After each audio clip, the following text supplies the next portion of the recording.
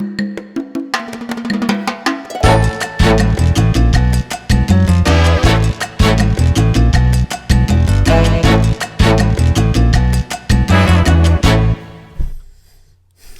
Dave here, pastor and shade tree theologian, and wanted to do some more supplemental videos on a couple of different things here. But what I'm talking about right now is Revelation 17 and the kings that are mentioned here. So let me just read it to you first. This is Revelation 17:9. This calls for a mind with wisdom.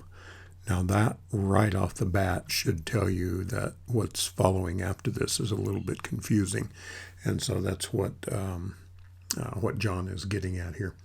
So he explains and he says the 7 heads are 7 mountains on which the woman sits.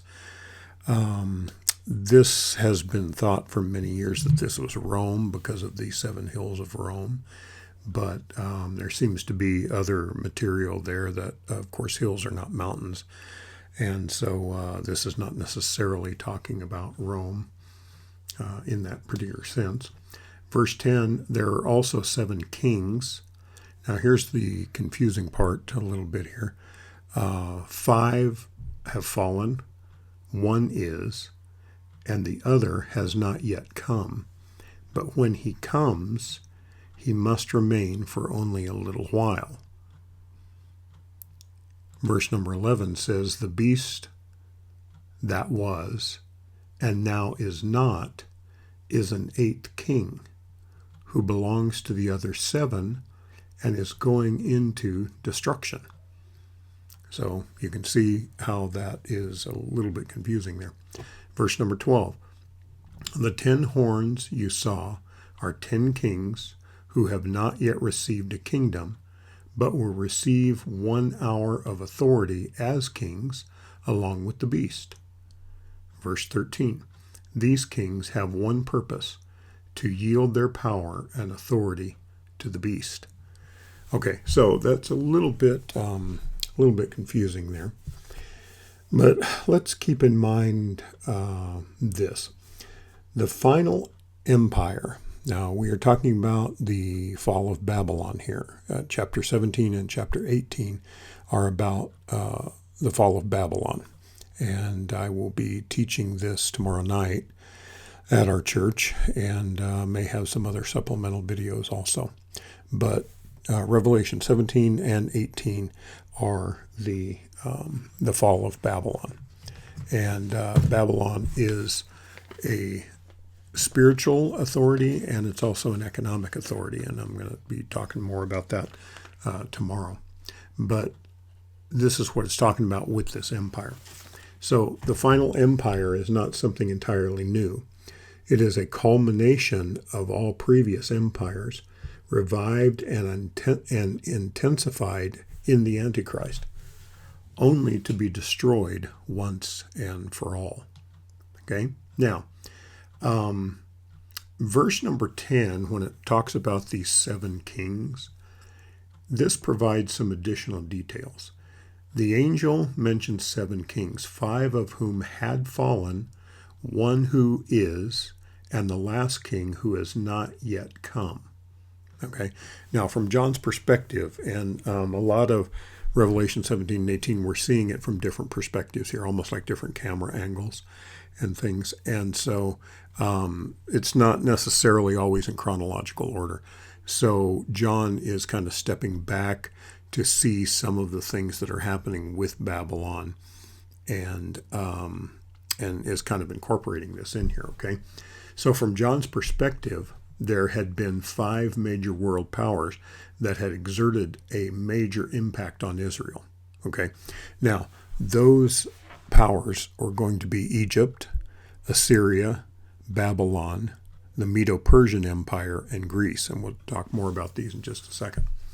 At the time John wrote this, the 6th world empire was then in power, which of course we know as Rome.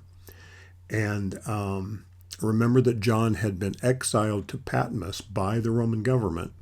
And John tells us that there is yet another empire to come, one that Daniel foresaw as well.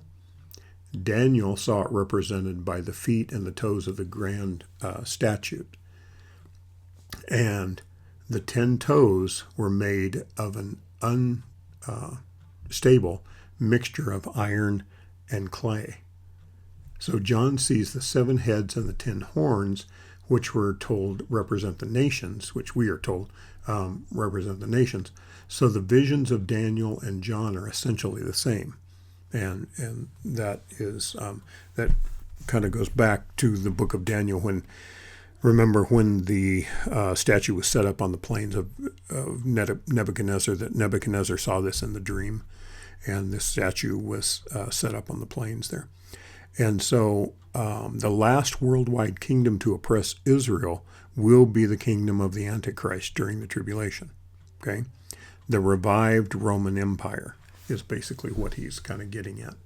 So the angel tells John that the final king must continue for a short time. Remember that as we talk about the Great Tribulation, that for 3.5 years into the tribulation there will be peace, and then for the next 3.5 years will be total destruction. The Antichrist will lull Israel to sleep for the first 3.5 years, making them think that he is a savior to them and bringing world peace. And then the last 3.5 years he will turn on them when the abomination of desolation comes into being at that point. So in fact, the Antichrist will rule for just 42 months or 3.5 years at the last half of the tribulation period. So that is not a very long time. And so we can see as the angel is telling John this, that it must continue for just a short time. Okay? And so that's not very long. But what can the angel mean when he says, the beast that was and is not is himself also the 8th and is of the 7 and is going to perdition? Okay, that's kind of where it gets a little bit confusing there. So perdition, verse 11. So let's consider this verse in light of what we already know. Now, what's going to happen to the Antichrist? He will receive what seems to be a fatal head wound, and he will supposedly die, but then he'll be resurrected in some type of a magical thing that happens there, right? So when he dies, his kingdom will die with him. So that would be the 7th kingdom. And when he is revived again, then that kingdom is going to undergo a resurgence of the 7th kingdom, and that's how it becomes the 8th kingdom. So that's kind of the way that it's there. So at no point does John identify the 10 kings who will yield their sovereignty to the Antichrist. There's been a lot of speculation over the years, but he doesn't really tell about that. And so that's a couple of things to keep in mind there. Now let's kind of go into this a little bit deeper here. Okay, so we understand in Revelation 17:10 that he's got that vision of the beast and the kings that are going on. So there are also 7 kings. 5 have fallen. Those are those previous empires that we already talked about. So we already talked about, let me get back here just a minute. Yeah, so we already talked about Egypt, Assyria, Babylon, the Medo-Persian Empire, and Greece. And so at this point, when John is writing, Rome has taken over at that point. Okay, so the angel gives John a key to this understanding. So there are 7 kings, 5 have fallen, 1 is, and the other has not yet to come. So the 5 that have fallen are the ones that we just talked about. The one that is would be Rome, because that's when John was writing.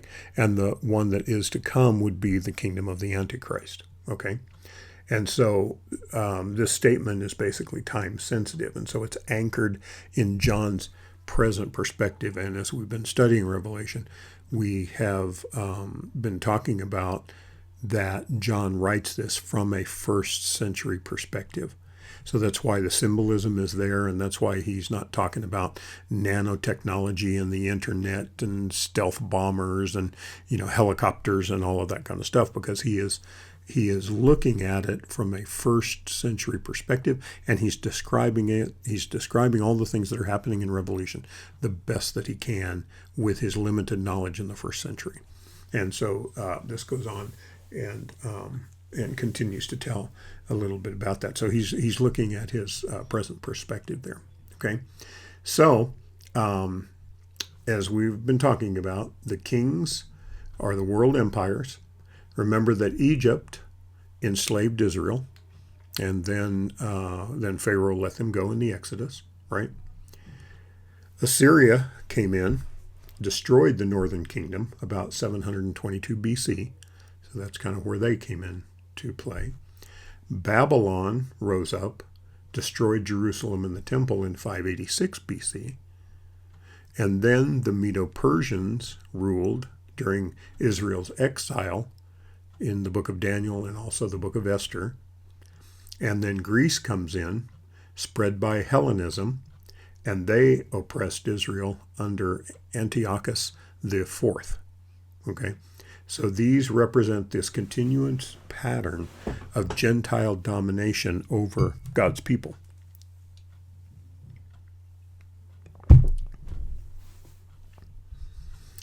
Okay, so the one that is, of course, as we've already talked about, this would be Rome. Right now, it is the ruling power, the empire that crucified Christ, that exiled John to Patmos, and persecuted the early church. Okay?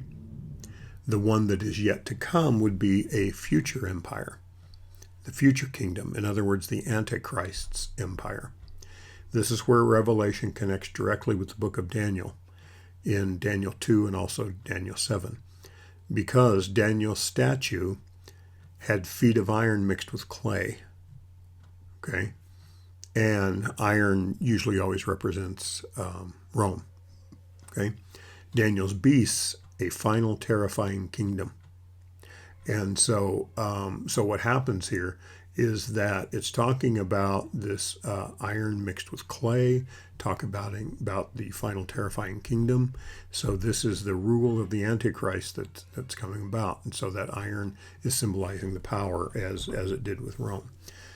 So the characteristics of this future kingdom is that they are politically strong, which would be the iron, and internally unstable, which would be the clay. Okay, and so the coalition of the nations would be the 10 toes and the 10 horns. So this is kind of going along with the book of Daniel.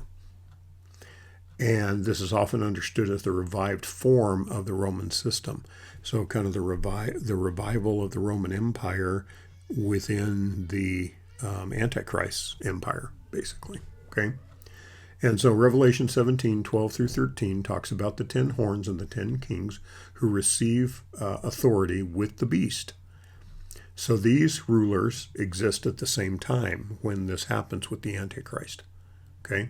They rule briefly for the 3.5 years, and they surrender their authority to the Antichrist. Now what happens basically is that when we're talking about Babylon, we're talking about the fall of Babylon. Chapter 17 is talking about spiritual Babylon. Chapter 18 is talking about economic Babylon. Okay? So with spiritual Babylon, there is going to be a worldwide spiritual renewal that is not Christian. There is a worldwide revival that will happen with a one world religion. And that's what Revelation 17 is talking about. Okay? Now, the Antichrist will applaud that. And he wants to start that world religion. The devil has wanted to do that ever since Genesis, down through the ages, down through the history. And Satan wanted to control religion. So the Antichrist will do this, but the Antichrist will end up destroying spiritual Babylon himself.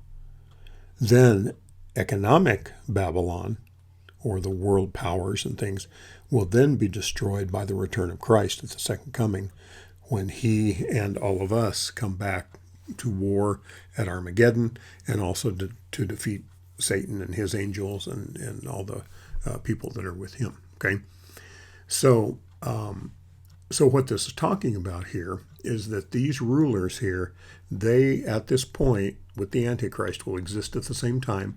They will rule briefly until the Antichrist actually turns on them, and he wants to destroy this world religion because he wants to set up his own image and his own worship.